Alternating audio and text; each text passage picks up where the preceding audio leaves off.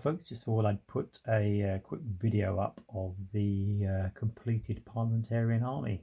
This is a 10mm miniatures army. The figures are all Lancer miniatures, and it's based around a 1 hour wargaming rules. Anyone familiar with those? They have a 6,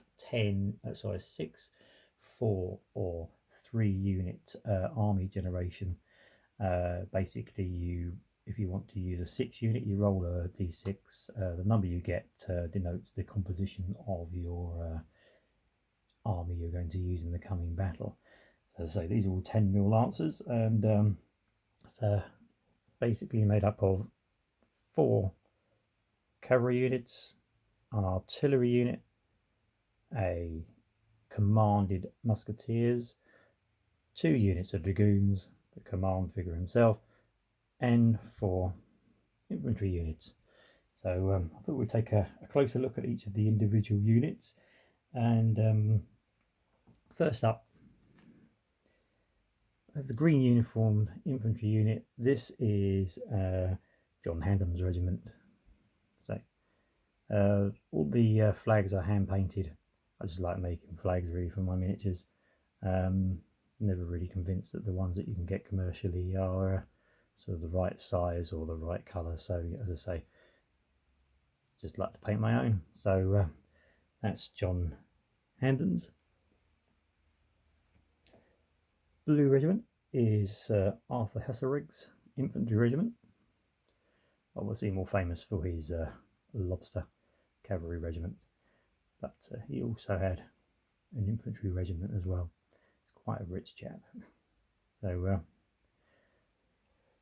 he's infantry. Next we have the red uniforms of Sir Charles Fairfax's regiment.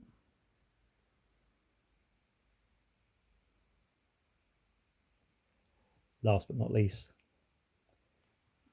grey uniforms of Thomas Balar's regiment. So, nice little chaps, I must admit.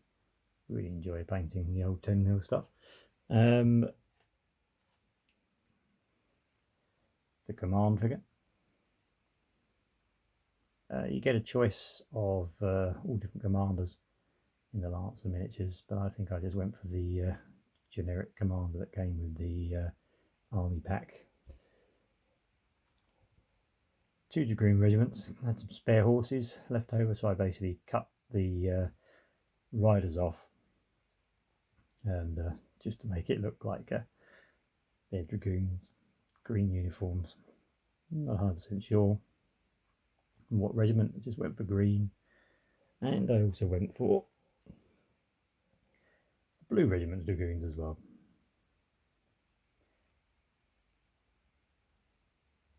Nice figures. The commanded shot. Nice red uniforms. The 12 apostles or the powder flasks, nicely picked out in blue. Works better for using the contrast on that on this size. The artillery unit. I think the Gideons and the powder piles of shot all come from Pendragon, but the rest of the artillery and the figures, even the sneaky little guy taking a pop shot at someone from behind the Gideon, they're all Lancer miniatures. And last but not least, the cavalry regiments. Instantly recognisable, the Arthur Hasselrigg's lobsters. Many different colours of armour. Probably the more realistic one is the blackened armour. They didn't really go for shiny armour in the English Civil War. They generally blackened their armour purely to make it last longer, because this is England and it rains a lot and armour rusts pretty quickly. And this guy is Sir Michael Leaf's regiment. Never 100% sure with the coat colours, particularly in the beginning of the Civil War, because I think everyone wore pretty much their own, what they had, and I just went for the orange sashes or some kind of filled sign because, as I say, pretty much everyone wore the same uniform in the beginning of the war, at least, particularly with cavalry. And this guy here is Captain Cubley. This actually was probably more of a squadron or company of cavalry rather than a regiment, but I just like the flag really, so I painted up the unit. And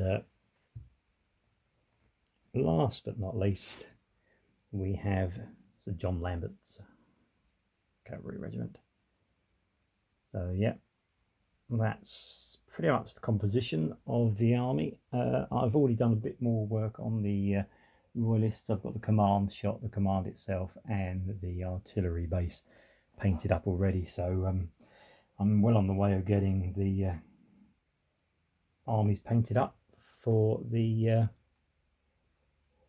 Royalist side as well. So hopefully starting to play some games, and I'm hoping to bring that to you on YouTube shortly, hopefully in the new year. So yeah, thanks very much for taking the time for watching this video. Questions or queries, leave them in the comments and I will get back to you, and as always, bye for now.